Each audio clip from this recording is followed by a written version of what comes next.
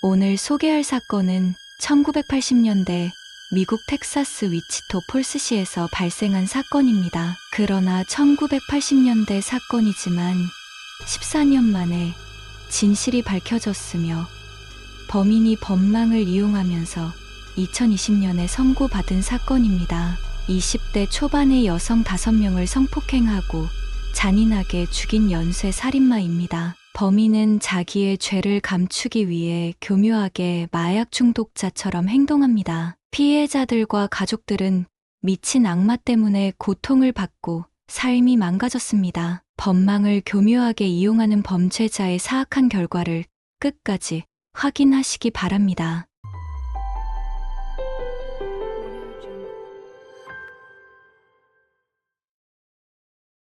먼저 2024년을 맞이하여 새해 복 많이 받으시고 건강하시길 기원합니다. 1984년 12월 20일 밤 11시 20세 테리 리 심스와 레자 부는 평소 아르바이트를 하던 배단이니아 병원에서 야근을 마치고 레자의 집으로 가는 중이었습니다. 다음 날은 기말고사 날이고 레자는 테리의 시험 숙제를 도와주기로 하였죠. 하지만 두 사람이 레자의 집으로 가는 사이 병원에서 급히 근무를 하러 오라는 연락을 받았습니다. 레자는 테리를 집 앞에 내려주고 다시 병원으로 갔습니다. 다음 날 야간 근무가 끝나자 레자는 차를 몰고 오전 7시 30분 집에 도착했습니다. 집 열쇠를 테리에게 줬기 때문에 문이 잠겨 있어서 계속 문을 두드려야 했습니다. 깊은 잠에 들었는지 테리는 문을 열어주지 않았고 레자는 옆집에 사는 집주인에게 보조 열쇠를 달라고 했습니다. 문을 열었을 때 거실이 마치 토네이도가 덮친 것처럼 난장판이 된 것을 보고 레자는 테리의 이름을 외쳤지만 아무런 반응이 없어 레자는 다시 집주인의 집으로 달려가 상황을 확인하러 와달라고 부탁했고 집주인은 화장실에서 테리를 발견했습니다. 테리는 알몸으로 욕실 바닥에 엎드린 채 손은 등 뒤로 전선으로 묶여서 바닥에는 피가 퍼져 있으며 욕실 벽에는 피가 튀어 흘러내리고 테리는 사망한 상태입니다. 경찰이 현장에 도착했을 때 거실과 침실에 피 묻은 옷가지가 바닥에 버려진 채 엉망진창 상태였습니다. 경찰은 테리가 가슴에 8번, 등에 3번, 왼쪽 팔, 윗부분에 1번, 칼에 찔린 흔적과 손바닥과 손가락에 잔인하게 짓밟힌 흔적이 있었습니다. 더 심각한 것은 결박을 당하고 칼에 찔려 죽어가면서도 엄청난 고통 속에 사망했을 것입니다. 상처 중에서 동맥을 관통하여 출혈을 일으켰으며 다른 여러 개의 자상은 테리의 폐를 관통하여 호흡을 어렵게 만들어 칼에 찔린 후 약 4분 이내에 사망했을 것입니다. 또한 테리의 코뼈, 입술, 왼쪽 뺨에도 폭행으로 멍이 있었으며 경찰은 범인이 테리를 묶은 후 주먹과 발로 때린 결과라고 분석했습니다. 경찰은 테리의 시신에서 DNA 증거를 발견했으며 구강과 음부에서 정액의 흔적이 발견되었습니다. DNA 검사 결과 정액은 동일한 사람의 정액임이 밝혀졌으며 테리의 신발에서 낯선 지문과 핏자국이 발견되었습니다. 테리가 살해된 지 약 1년 후에 1985년 1월 19일 위치토 폴스에서 24세 토니 진 깁스라는 간호사가 이른 새벽에 퇴근 후 갑자기 사라졌습니다. 며칠 후 병원에서 몇 마일 떨어진 곳에 토니의 차가 발견되었는데 외부인의 지문이나 의심스러운 흔적은 없었지만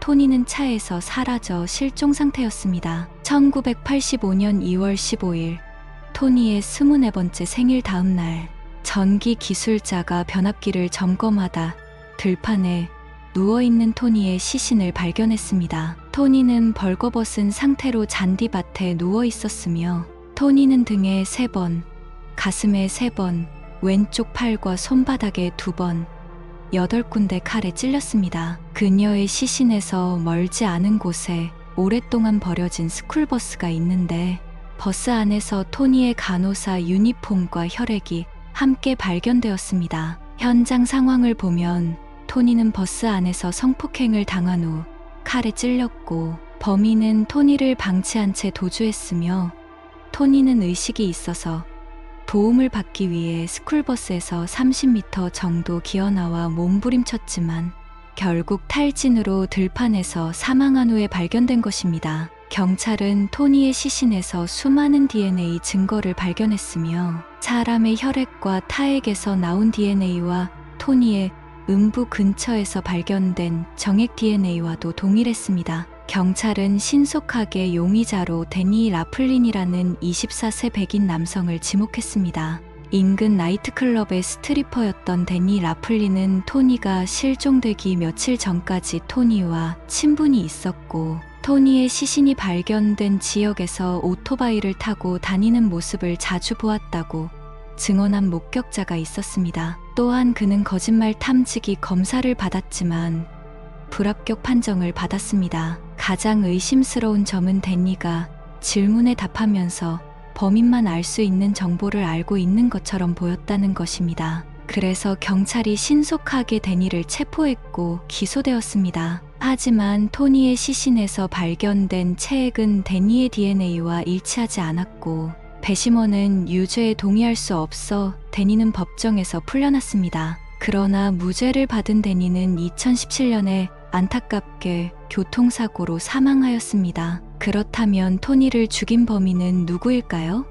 여전히 답이 없습니다. 토니가 살해된 지 2달 후 텍사스의 다른 지역인 포트워스에서 범죄가 발생했는데 데브라 테일러라는 25세 여성이었습니다. 1985년 3월 24일 데브라는 남편 켄과 함께 클럽에 갔습니다. 술을 마신 후 남편 켄은 데브라와 말다툼으로 혼자 집으로 돌아갔습니다. 다음 날 아침 아내가 돌아오지 않은 것을 발견하고 경찰에 신고했습니다. 5일 후에 건설 현장 인부 2명이 공사장에서 데브라의 시신을 발견했습니다. 발견 당시의 시신은 정말 끔찍했고 데브라가 아름다운 여성이라고는 도저히 생각할 수 없었습니다. 머리를 심하게 다쳐 부패하기 시작한 상태였습니다. 데브라도 치과 기록을 비교하여 시신이 데브라임을 확인할 수 있었습니다. 부검 결과 데브라의 사인은 질식사로 밝혀졌습니다. 하지만 시신이 너무 심하게 부패했기 때문에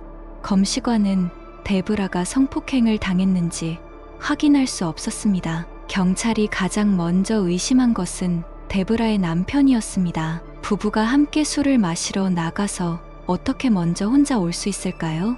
아내는 밤새도록 집에 들어오지 않았는데 남편은 다음날 아침이 되어서야 알았다는 것이 의심이 된 것이죠. 데브라의 가족, 심지어 켄의 가족도 의심을 버릴 수 없었지만 증명할 수는 없었습니다. 하지만 켄은 3번의 거짓말 탐지기 검사를 연속으로 통과했고 경찰은 데브라의 실종 및 사망과 연관시킬 만한 다른 증거를 찾지 못했습니다. 따라서 사건은 미해결 사건이 되었습니다. 데브라가 피해를 당한 지 6개월 후에 위치토 폴스에서 비슷한 사건이 발생했는데 이번에는 엘렌 블라우라는 여대생 사건이었습니다. 학비를 벌기 위해 틈틈이 웨이트리스로 일하던 21세 엘렌은 1985년 9월 20일 저녁 근무를 마치고 주차장으로 가던 중에 실종되었습니다. 며칠 후 엘렌의 녹색 폭스바겐은 열쇠가 꽂혀 있었고 지갑은 앞좌석에 놓인 채 주차장에서 발견되었습니다. 운전석 가장자리에는 피가 묻어 있었으나 엘렌은 차 안에 없었습니다. 실종 3주 후에 10월 10일 엘렌의 시신은 도로 관리인이 발견했습니다. 당시 엘렌의 시신은 날씨가 더워 형체를 알아볼 수 없을 정도로 부패되었고 엘렌은 실종된 지 3주 만에 훼손된 시신으로 발견됐습니다. 엘렌의 두개골은 머리카락과 살이 모두 사라진 해골 상태입니다. 간신히 치아 기록을 비교하여 신원을 확인할 수 있었습니다. 발견 당시 엘렌의 속옷은 발목 아래까지 찢겨져 있었지만 시신 상태가 토막난 상태로 좋지 않았고 정액이나 기타 증거물을 채취할 수 없었기 때문에 경찰은 성폭행 여부나 사망 원인을 확인할 수 없었고 결국 미확인 폭력 살인으로 보고했습니다. 5번째 피해자 21살의 티나는 활기차고 사랑스러운 성격의 웨이트리스였지만 1986년 5월 6일 티나의 시신이 그녀의 아파트에서 발견되었습니다. 물론 집안은 난장판이 된 상태였습니다. 부검 과정에서 티나의 폐에서 아주 작은 섬유가 발견되었는데 검사 결과 집에 있던 소파 베개 커버와 일치하는 것으로 확인되었습니다. 경찰은 범인이 티나를 베개로 질식시키려 했기 때문에 마지막 몸부림을 치는 동안 베개의 섬유가 폐로 흡입되었을 것이라고 추측했습니다. 현장을 확인한 결과 티나는 가슴 위로 찢어진 잠옷을 입고 있었고 하체는 알몸이었으며 속옷은 바닥에 버려져 있었습니다. 이웃 주민들은 5시간 전 티나의 아파트에서 175cm 정도 키의 검은색 짧은 머리를 하고 야구 모자에 백인 남성이 떠나는 것을 목격했다고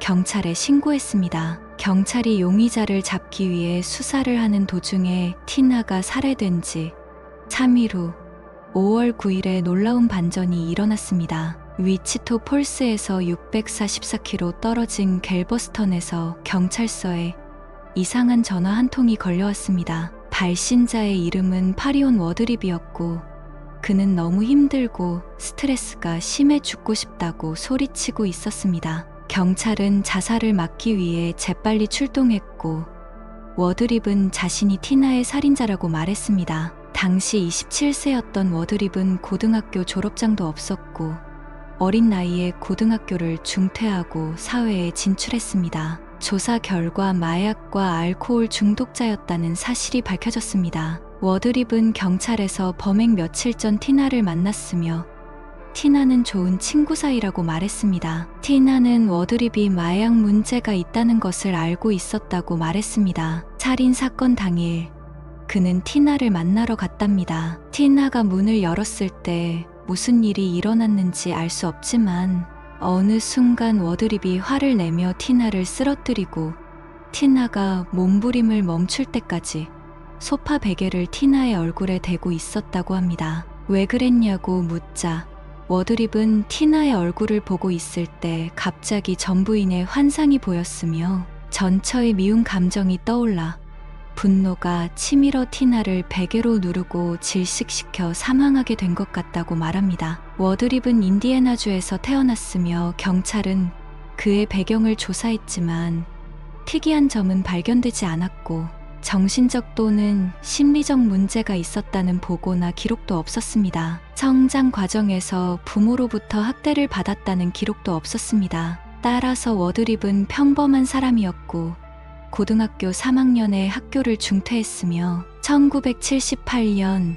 19살의 나이에 워드립은 군에 입대했으나 6년을 복무하다가 불명예 제대를 했습니다. 하지만 군 복무 중이던 1983년 3월 24살의 워드립은 20살의 조나 디 잭슨과 결혼식을 올렸습니다. 조나는 워드립이 티나를 살해할 때 전 부인이 떠오른다고 말한 그 여성입니다. 워드립은 전 부인과 사이에 2 자녀를 두고 있었지만 약물과 알코올 중독 문제로 관계가 불안정했습니다. 따라서 명예롭지 않은 제대를 한 이유가 약물과 술 중독으로 보여집니다. 워드립은 위치토 폴스 병원에서 정비원으로 취직했고 1년 만에 공식적으로 선임 정비원으로 승진했습니다. 위치토 폴스 병원은 2번째 희생자인 23세의 토니 깁스가 일했던 병원과 같은 곳입니다. 그러나 워드립은 약물과 알코올 문제로 오랫동안 직장을 유지하기가 어려웠고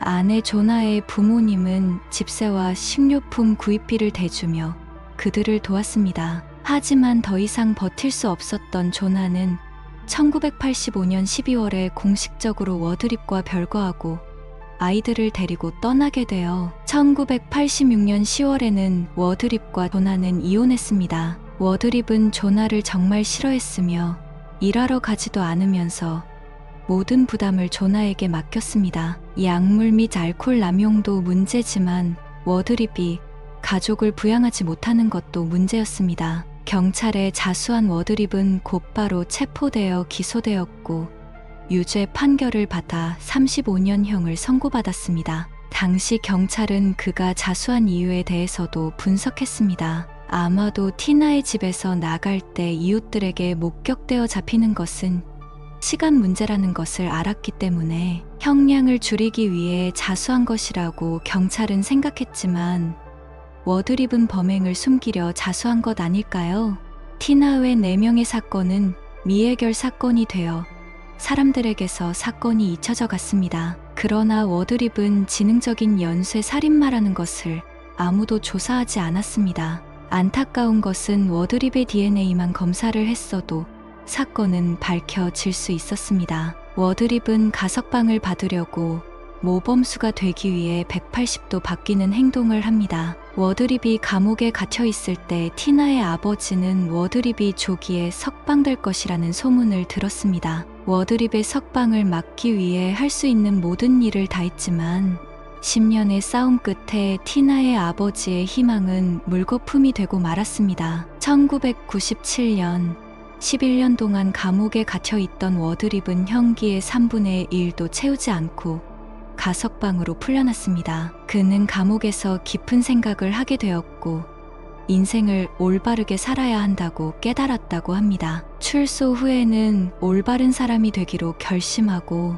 마약과 술을 끊고 고등학교 졸업장을 받았으며 기독교로 개종했습니다. 완전히 새로운 사람으로 탈바꿈했던 것입니다. 출소 후에 워드립은 부모님과 멀지 않은 텍사스의 다른 도시로 이사했습니다. 그는 부모님과 형제 자매의 지원을 받았다고 합니다. 워드립은 다시 결혼을 하고 지역교회에서 활동적인 회원이 되었으며 안정적인 직업을 가지고 있습니다. 지역 주민들은 그를 아주 좋은 사람, 믿음직한 사람이라고 칭찬합니다. 하지만 위치토 폴스에는 아직도 해결되지 않은 미제 사건이 너무 많고 지난 14년 동안 억울한 피해자들이 너무 많습니다. 1999년 위치토의 경찰은 미해결 사건을 재조사하고 돌파구를 찾을 수 있기를 바라며 존 리틀이라는 형사에게 사건을 맡겼고 사건을 다시 수사하기 시작했습니다. 존 리틀이 범인을 찾는 것은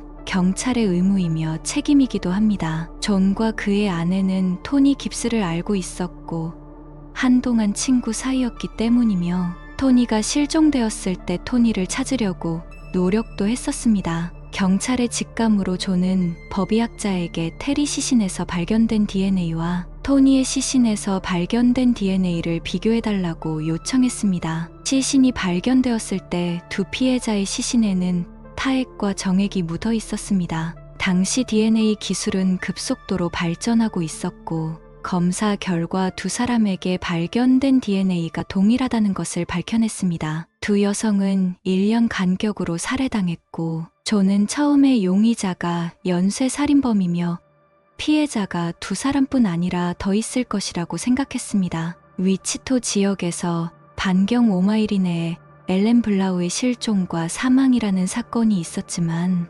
지금까지 3개의 사건을 연결짓는 사람은 아무도 없었고 관할 지역 사건만 독립적 수사를 하고 있었습니다. 존 리틀은 3가지 사례에 대한 파일을 모두 불러와 하나씩 살펴보고 나서 깜짝 놀랐습니다. 사건 파일을 샅샅이 확인하는 모습을 본 동료는 워드립이라는 죄수를 신문할 때 엘렌 블라우를 안다고 말했지만 조사하지 않았었다고 말했습니다. 존 리틀이 신문 자료를 가져와서 검토한 결과 흥미로운 정보를 발견했습니다. 워드립은 4번째 희생자인 엘렌 블라우가 첫 번째 희생자인 테리 심스의 아래층에 살았고 엘렌 블라우의 절친한 친구가 워드립과 같은 아파트에 살았으며 워드립은 2번째 희생자인 토니 깁스와 같은 병원에서 일했고 그의 차가 워드립이 살던 공원에서 멀지 않은 주차장에서 발견되었다는 사실을 발견했습니다. 이 사건들을 연결하면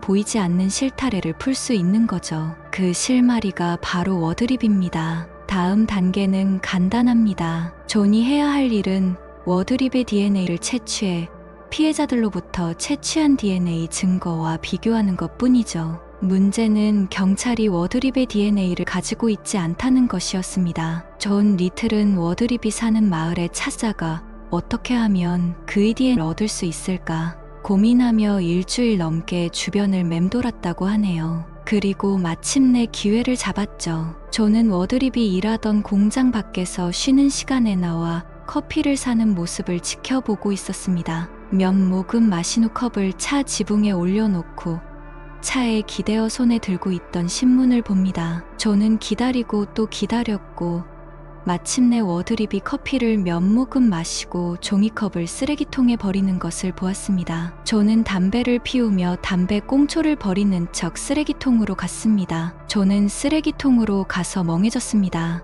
쓰레기통에 종이컵이 한두 개가 아니라 여러 개가 있었기 때문입니다. 워드립이 방금 버린 것이 어떤 것인지 알 수 없었습니다. 워드립은 존을 이상스러운 표정으로 쳐다봤고 존은 컵을 찾기 위해 자연스럽게 행동했습니다. 형사의 본능이 발동한 존은 워드립의 마지막 행동을 떠올렸는데 첫째는 컵을 던지기 전에 꽉 쥐지 않았다는 점, 둘째는 일부러 쓰레기통 앞으로 걸어가서 종이컵을 버렸기 때문에 종이컵에 커피가 남아있을 것이라고 생각했습니다. 또한 워드립이 치즈 크래커를 먹고 있었다는 사실도 기억해냈습니다. 실제로 종이컵에 다 마시지 않은 커피가 있었고 테두리에는 작은 크래커 부스러기가 있어서 바로 찾을 수 있었습니다. 종이컵은 감식을 위해 법의학 연구실로 보내졌습니다. 검사관은 컵 모서리에 비스킷 부스러기가 묻어있는 것을 발견했고 워드립의 타액과 DNA가 묻어있다 확신했습니다. 결과는 바로 나왔으며 컵에서 추출한 DNA는 테리 심스의 몸에서 추출한 DNA와 동일했습니다. 동시에 컵에서 워드립의 지문이 발견되었습니다. 존은 워드립이 테리 심스의 신발에 있던 지문도 분석했습니다. 지문은 테리 심스의 신발에서 발견된 지문과 동일한 것으로 확인되었습니다.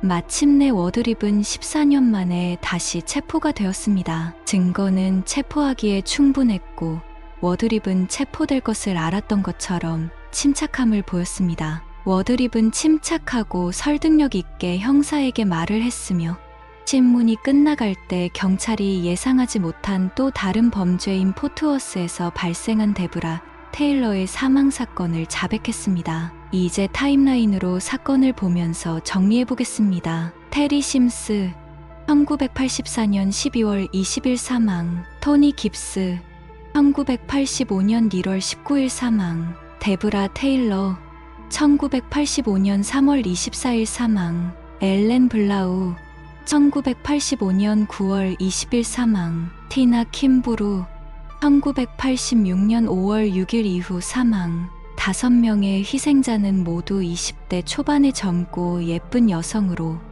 모두 백인이며 날씬하고 키가 160cm 정도라는 공통점이 있었습니다. 타임라인을 보면 워드립은 상습범이었으며 첫 번째 범죄는 군에서 제대한 직후에 발생했고 모든 사건은 전처 조나와 결혼 생활 중에 발생했음을 알 수 있습니다. 그런데 워드립 이 망나니가 진술을 하면서 법망을 빠져나가는 술책을 부립니다. 처음 범행을 저질렀을 때 워드립은 테리의 집 앞 길거리를 기웃거리고 있었고 마약에 취해 정신이 전혀 없었다고 진술했습니다. 워드립이 밖에서 울부짖으며 걷고 있을 때 테리는 집에서 이상한 소리가 들려서 무슨 일이 벌어지고 있는지 확인하기 위해 문을 열었습니다. 그때 워드립이 테리를 보고 바로 달려가 문을 걷어차고 부수고 집 안으로 쫓아 들어와 테리를 찔러 죽였습니다. 워드립은 키가 198cm에 몸무게가 100kg에 달하지만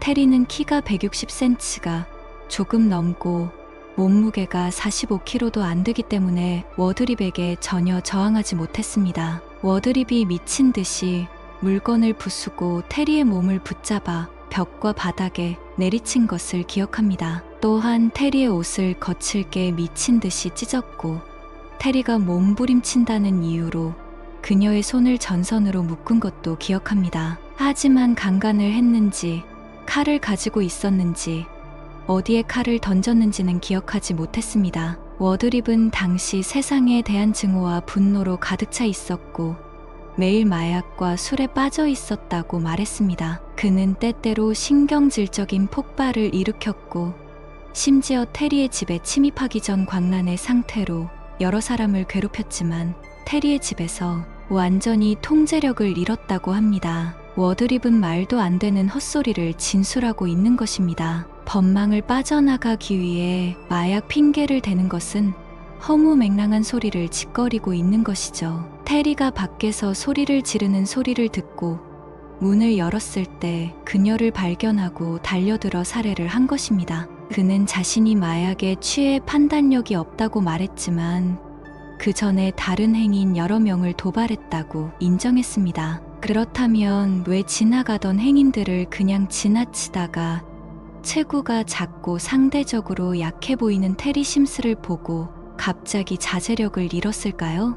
이 행동은 당시 마약의 영향을 받았음에도 불구하고 여전히 기본적인 판단력을 가지고 있음을 보여줍니다. 그는 약한 먹잇감을 찾고 범행을 저지르기 위해 발각되지 않는 장소를 찾아 자신의 흔적을 감추기 위해 흉기를 폐기하는 방법을 알고 있었을 겁니다. 워드립의 두 번째 피해자는 토니 깁스로 워드립과 같은 병원에서 직장 동료로 알고 지내던 토니 깁스는 밤새 야근을 마치고 새벽 6시에 워드립을 만났습니다. 토니는 친절하게 워드립을 집까지 태워다 주겠다고 했지만 워드립은 차에 올라타자마자 갑자기 환각에 빠지고 분노로 가득 찼으며 이성을 잃기 시작했답니다. 그런 다음 깁스에게 비포장 도로를 따라 들판으로 운전하도록 강요했습니다. 토니의 머리채를 잡고 고함을 지르며 차 안에서 토니를 무차별 폭행으로 기절시켰습니다. 워드립은 토니를 거칠게 다루었고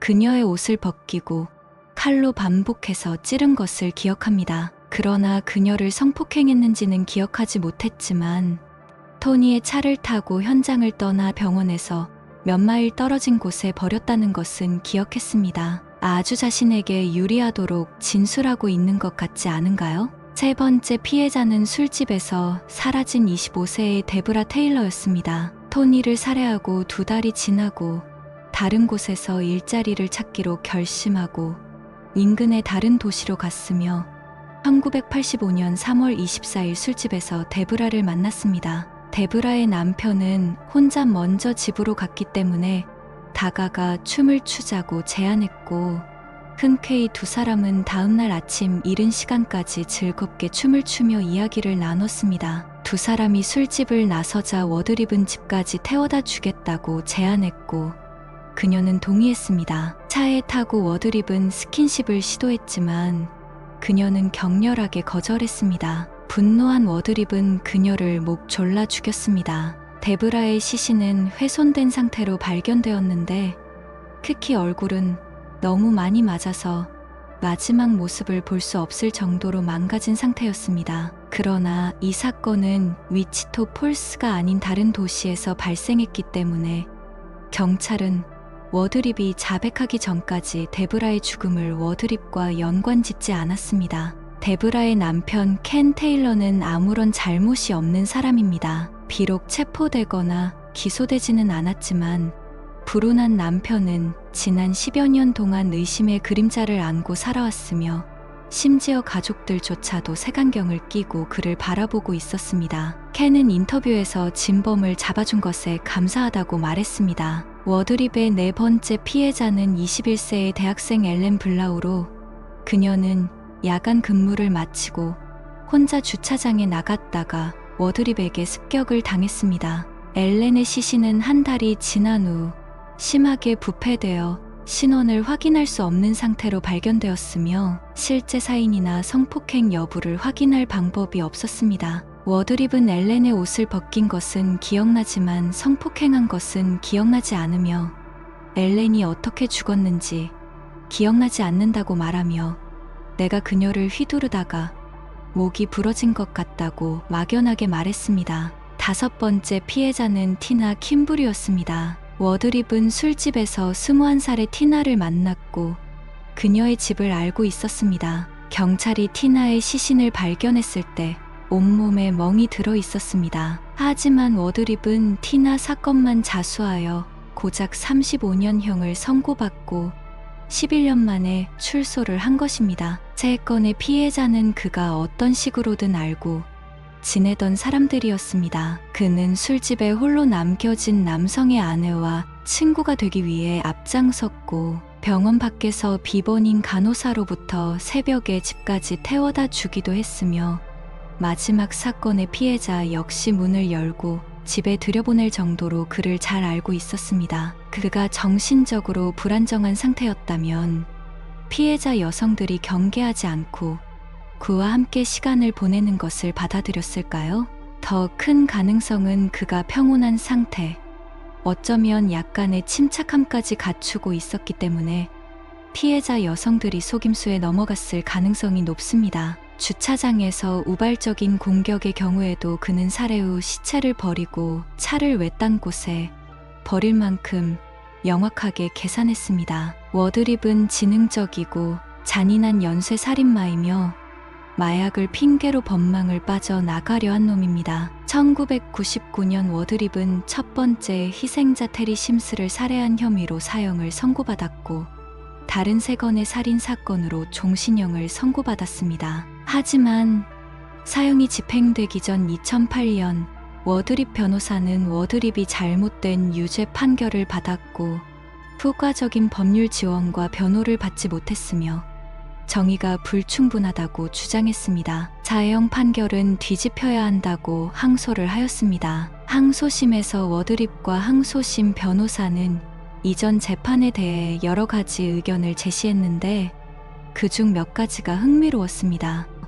첫 번째, 피해자인 테리 심스의 집문을 부수고 들어가 상대방을 강간하고 칼로 찔러 살해한 사건의 경우 그는 기소장에서 마약의 영향을 받아 완전히 통제할 수 없는 상태였으며 살인의 의지가 없었다고 말했습니다. 또한 칼을 가지고 있었는지 기억하지 못하고 흉기가 어디로 갔는지 알지 못하여 살인의 고의가 없었다고 주장했습니다. 따라서 워드립이 계획살인을 저질렀다고 말해서는 안 되며 사형을 선고해서는 안 된다고 주장을 했습니다. 분명히 항소심 변호사들은 변론을 그럴듯하게 하는 것 같습니다. 판사는 워드립이 상대방을 여러 번 찔렀고 부상의 결과가 완전히 예측 가능하지만 멈추지 않았다고 말했습니다. 상대방이 죽을 것이라는 것을 알고 계속했는데 계획된 살인이 아니라는 것은 맞지 않다고 판사는 항소를 기각했습니다. 워드립 변호인은 애초에 워드립에게 정신감정을 받자고 제안한 변호인이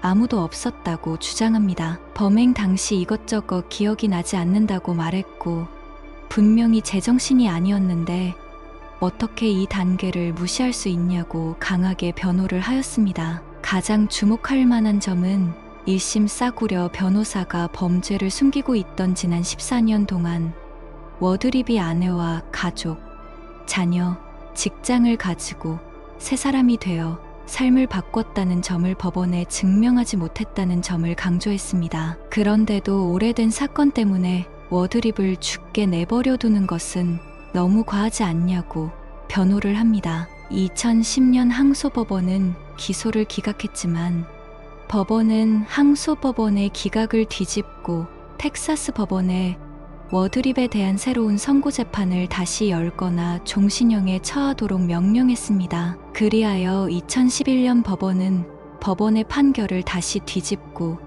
재심을 위해 지방법원으로 돌려보냈습니다. 텍사스 검찰은 항소법원에 다시 항소하기 위한 자료를 계속 준비하고 있었습니다. 그렇다면 워드립은 어떻게 됐을까요?